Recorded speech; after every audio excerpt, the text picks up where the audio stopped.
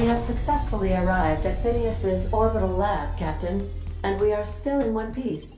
Shall I congratulate myself?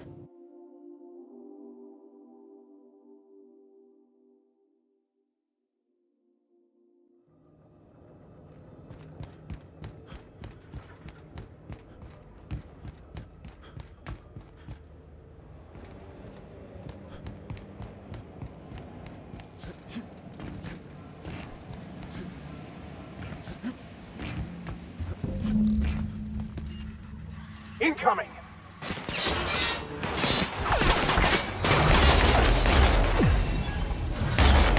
Nice one, Captain!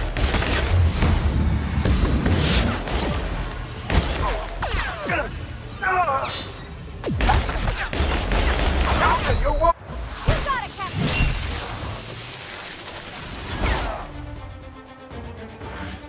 I've had quite enough of you!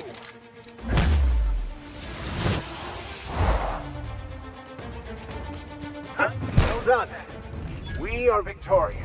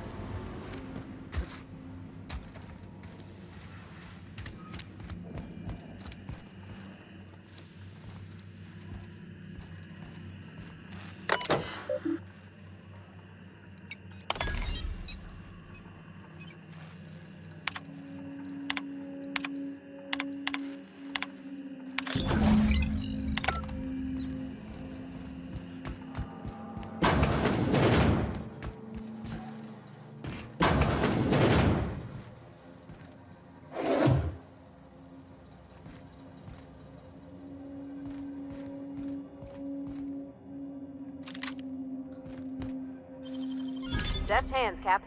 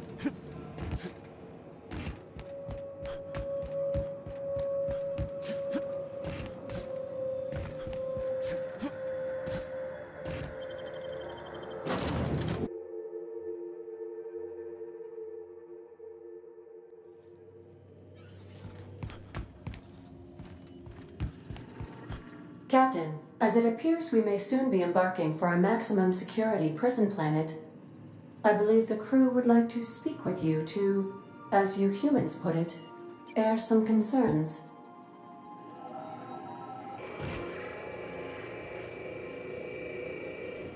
Well, folks, I ain't exactly keen on busting into a prison, but riddling bored stooges with bullets does sound like a ride and a half.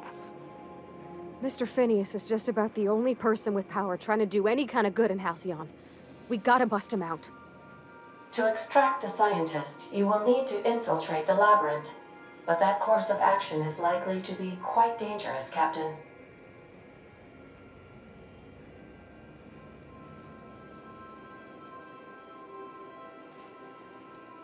I am programmed to warn you whenever you exhibit inclinations toward risky behavior. Breaking into Tartarus will not be easy.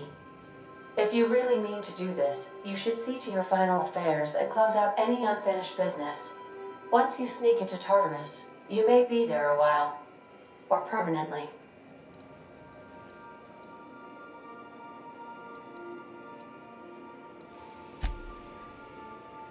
Outstanding. You can count on us, Captain. We're crew. For real crew.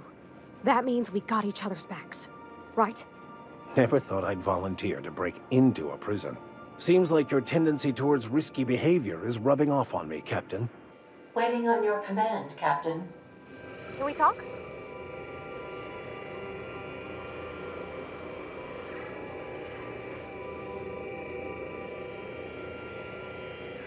Hawthorne, if you're getting this, something's happened to me. Got mixed up in some shady business on Gorgon. Should've known better. But I landed on something big. And now this job's an itch I can't stop scratching. There's a whole research compound left of the Sprats. I think I'm close to figuring out why.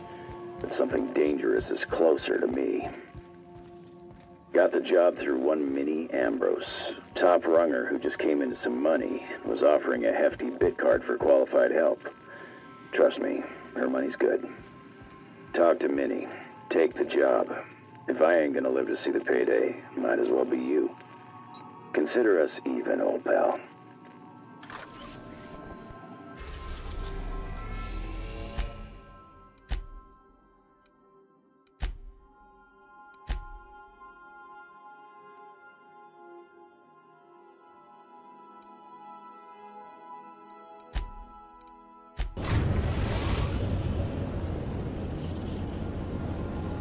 I am pleased to inform you that we have arrived at the labyrinth.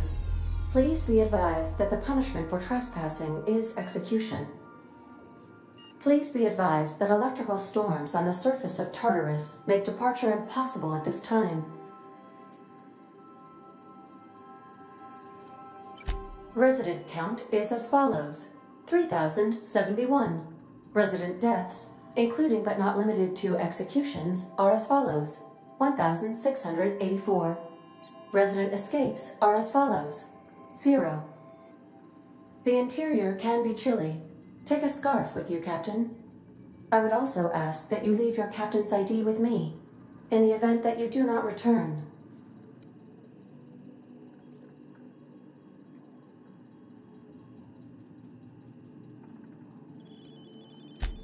I can make the assurance that I will not leave with another captain unless you do not return within 876,541,652 hours.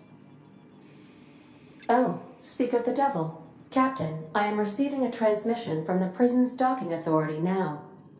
Attention, unauthorized spacecraft. This is a maximum security installation. Your presence here is an explicit violation of UDL corporate policy. You are hereby confined to your docking platform until a ticket detailing your crimes has been filed and notarized, at which point your vessel will be seized and you will be executed.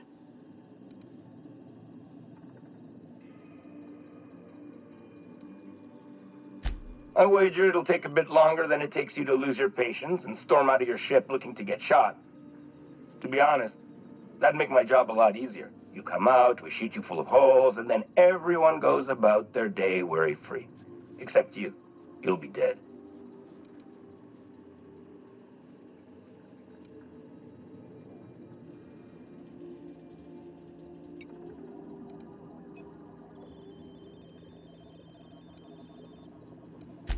Protocol is important, sir. The sentencing of one crime does not preclude the sentencing of another, technically speaking. Tartarus Docking Authority signing up. Hang on. Looks like you're gonna have company at the execution. Another ship just pulled into your dock. Wait, is that from the Groundbreaker? What the? Pay no mind to that, just have a pleasant day. Transmission terminated. How can I be of assistance?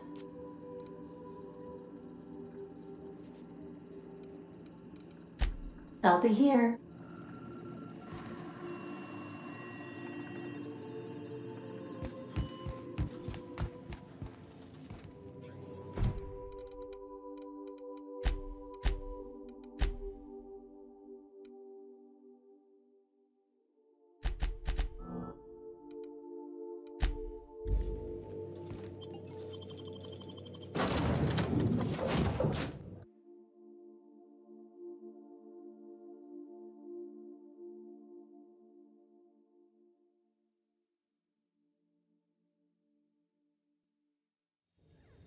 there's something weighing on my mind.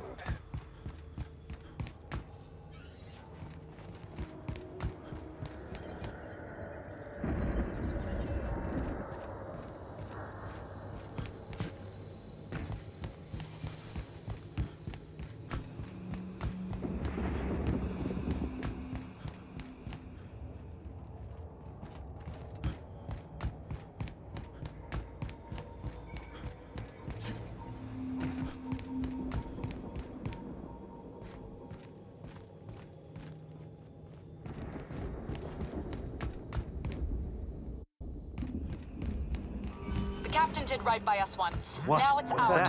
turn. The board will never own Groundbreaker. Not while I breathe. Push on, Margot. Stay down, hellhead. Body. Here they come.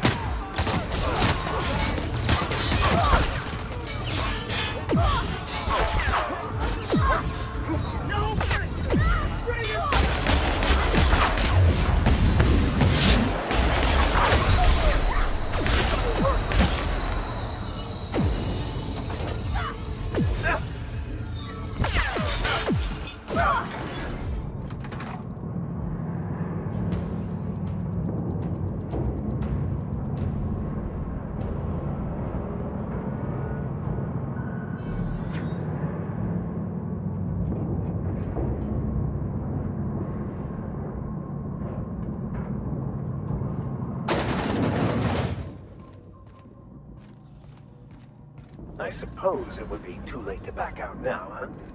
Fear not, Captain. I'll watch your back.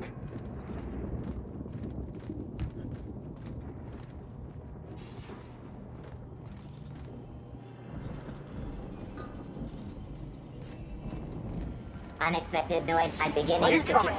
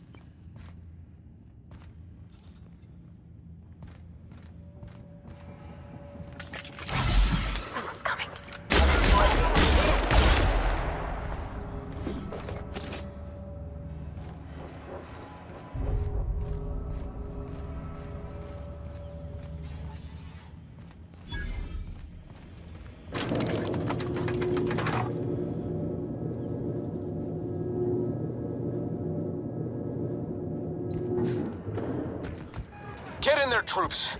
For Monarch! For Halcyon! I'll take your confession now!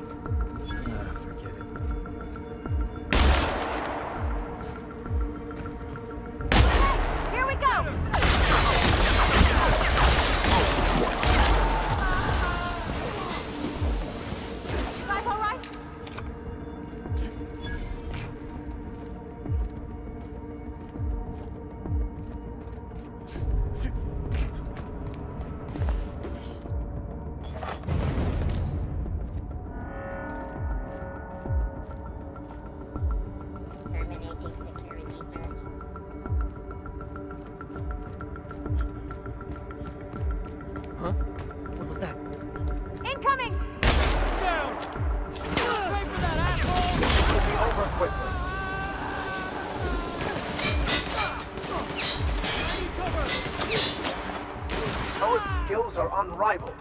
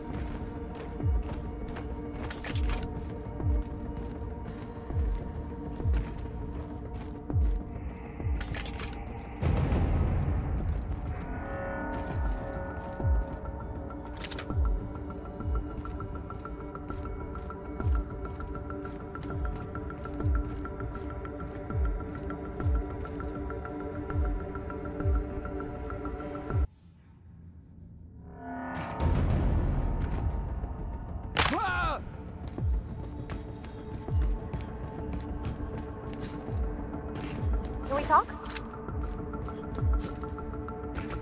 What? What was that? Oh, good. A fire. Prisoners!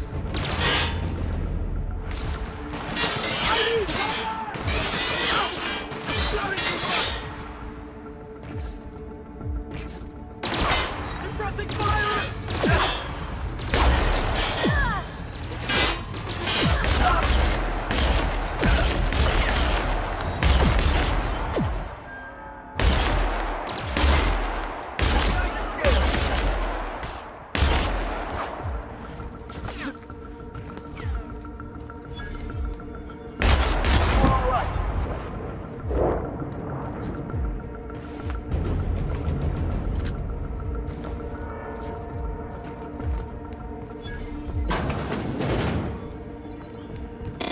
Well, look who it is.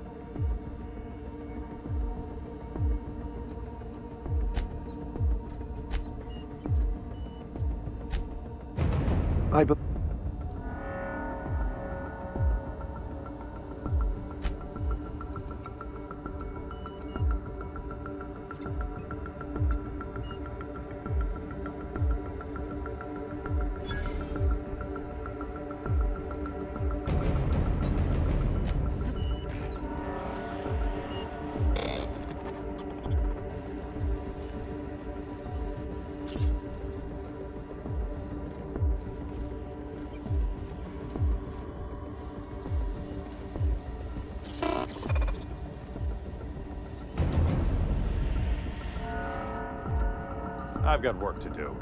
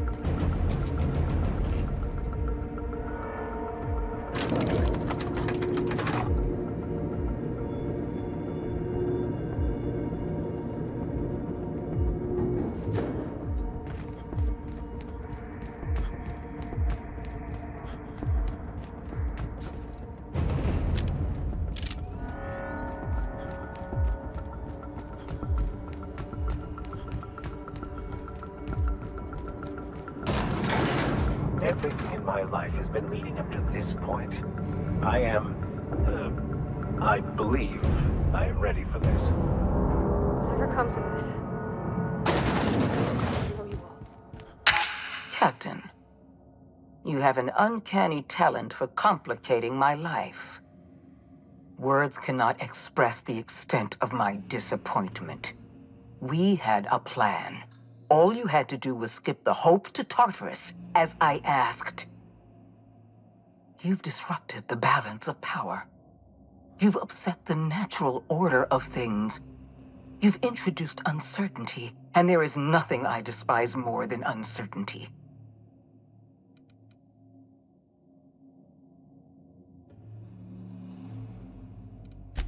I'm afraid I can't do that. To your credit, Captain, you are one of the colony's finest specialists. Your technical abilities are beyond reproach. For all your talents, you are the enemy of Halcyon, and therefore you are my enemy.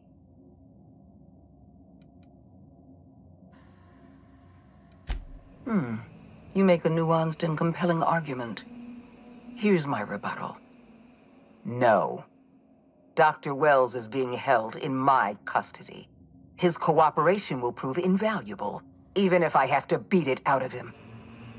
All that's left to do is put down this riot, arrest you, and then get on with the bloody business of saving this colony.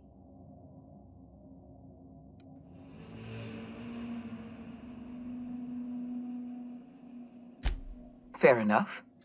I'm giving you exact...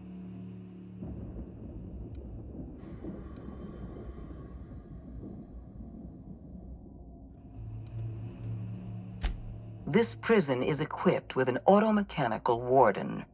I've had it programmed to eliminate you on sight and rinse your remains down a drain. And don't worry. I will inform Dr. Wells that you died heroically, or something.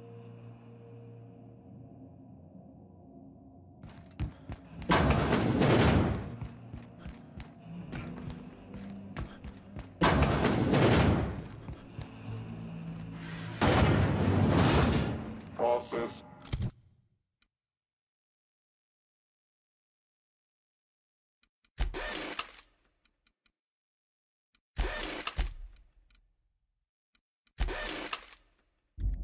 Sweet. Here I go!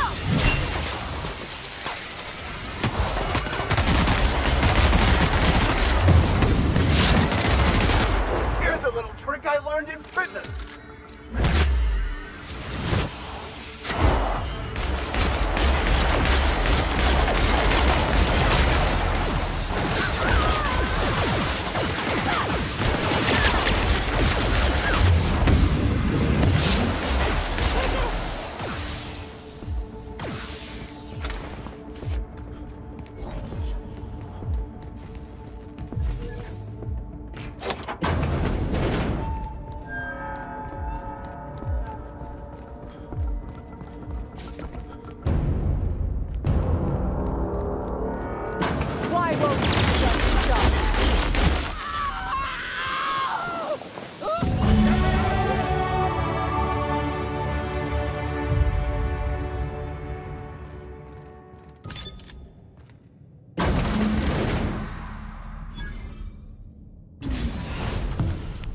You don't know how glad I am to see you. You did the right thing. Akande was a monster. Her death was much deserved, and long overdue. And you lunatic, you broke into the board's own fortress just to rescue one doddering old man. You are absolutely out of your mind, and I can't begin to thank you enough. I'm all right, thanks to you. Akande wanted my cooperation. I'm quite sure she would have beaten it out of me if you hadn't arrived. You've broken the board's stranglehold on this colony, and you saved my life. But there's still so much we have yet to accomplish. You and I are going to have to work harder than ever to save Halcyon.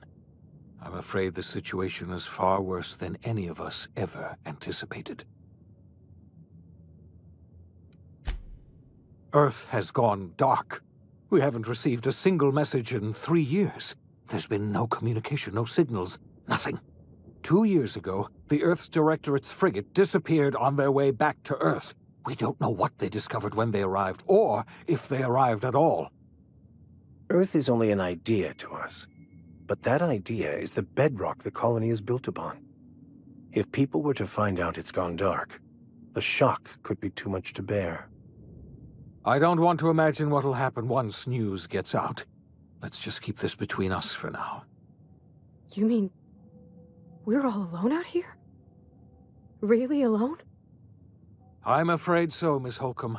Halcyon is the only home we have left. Returning to Earth is no longer an option. We're in serious trouble, my friend. Do you know what this means for Halcyon? We can't rely on Earth for support anymore.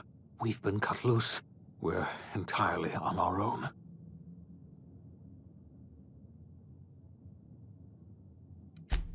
Yes, we do. You've done a marvelous thing. You've succeeded where anyone else would have failed, including me. We must begin the revival process immediately, starting with the Hope's brightest minds, and then we're going to fix this damn colony, one problem at a time.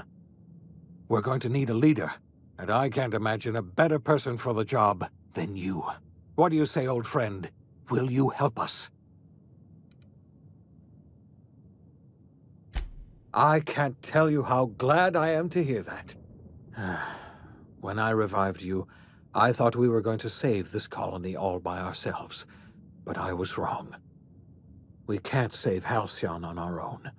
We're all going to have to pull together, somehow. We are not a colony anymore. Our last connection to Earth has been severed. I don't know if we'll survive, but we're going to have to try our best.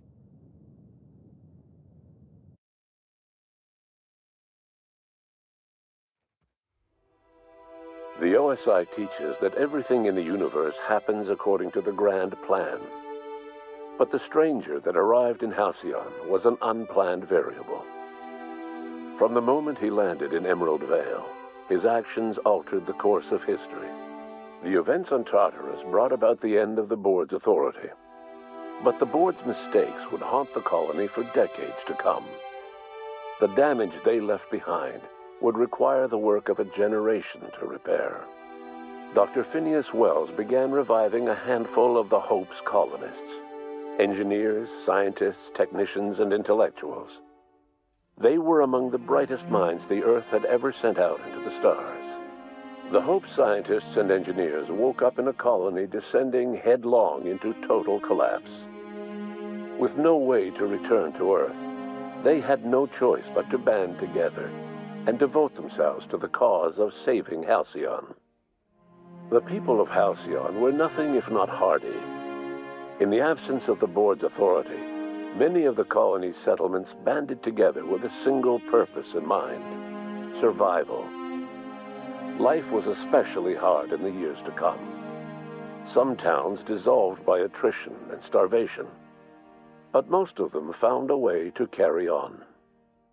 In the years to come, Halcyon was forced to reckon with its newfound freedom. The board was gone, and for better or worse, the colony was responsible for its own destiny. As the colony struggled to survive, the inspirational story of the iconoclasts spread like wildfire, and Graham was able to bring many of the smaller Terra-2 townships into the fold. However, his zealous obsession with spreading the word blinded him to the needs of a growing organization, and the movement was unsustainable at scale. The iconoclast way seemed to work best, and ultimately petered out on Monarch. Sublight Salvage adapted to the changes in Halcyon, shifting their business model to suit the times. Their claims of legitimacy were scrutinized, but ultimately unquestioned. Lilia Hagen would continue to protect her family as ruthlessly as ever. Over the years, the ruins of Edgewater caused irreversible environmental damage to the landscape of Emerald Vale, owing largely to the presence of toxic compounds in the town's building materials. As for Edgewater's former workers, their remains provided a source of nourishment for the region's fauna, leading to an explosion in the sprat population. The collapse of Edgewater left its workers bereft of any purpose in life. Most of them made their way to Adelaide McDevitt's camp, hoping to ingratiate themselves into her favor. Adelaide accepted only a few to her community. The rest were turned away and likely died of starvation. Nevertheless, Adelaide's camp grew into a well-established town. Adelaide McDevitt refused to cooperate with the ongoing effort to save Halcyon from collapse.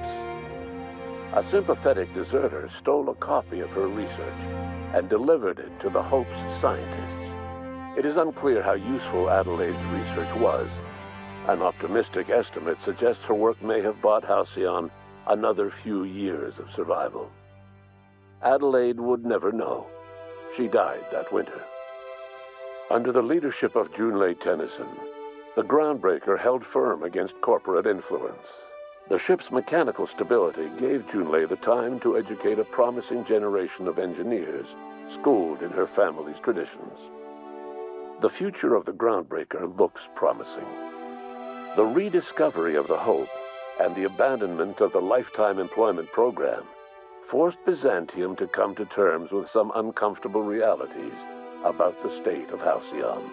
While Byzantines were reluctant to surrender the luxuries they'd grown accustomed to, the board's diminished authority gave them little choice in the matter. Nearly everyone had to learn to make do with less. Some even had to get jobs. It was a dark time indeed. The Rizzo's company in Halcyon dissolved after the collapse of the board. Needless to say, the launch of Spectrum Brown was indefinitely delayed. A stockpile of Spectrum Brown remains buried deep beneath the ruins of the old distillery, abandoned to time and attrition. With the dissolution of the board, Ruth Bellamy found herself without the two constants in her life: Byzantine culture and her sister Belinda. In the face of this new reality, she struggled to find a direction for her life. The colony had moved on from Halcyon Helen and would require new heroes in the years to come. And so Ruth Bellamy decided it was time to exit stage left. She quietly disappeared from public view. The dissolution of the board did not mean the dissolution of the ambitions of Cedric Kincannon, the charismatic leader of Sublight Underground. Cedric offered Slug's transportation services to the newly thawed colonists and set to work ferrying resources and food wherever they were most needed. For better or worse, Slug headgear became fashionable in the following years. As the board began to disintegrate, Spencer Woolrich found himself at a crossroads. Cling to what little stardom remained to him, or help usher Halcyon into its new future. To the surprise of many, perhaps himself most of all, Spencer chose the latter option. Having learned a variety of different skills in the many different roles played throughout his lengthy career, Spencer founded a radio serial dedicated to staying alive despite the odds. His subjects included how to survive violent encounters with only grazing wounds, dispense pithy one-liners for tense scenarios, and, of course, how to look good doing both. After a brief attempt at dating Helen as one person rather than two, which both Bertie and Helen found too strange, Bertie struck out on his own to try his hand at raising woolly cows.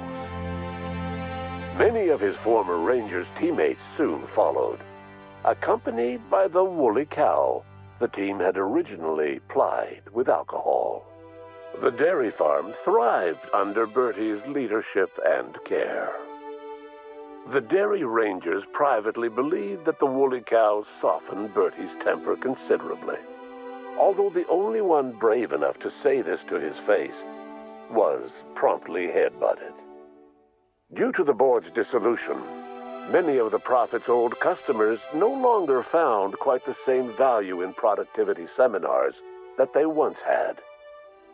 With her business drying up, the Prophet chose to take her followers down a new path.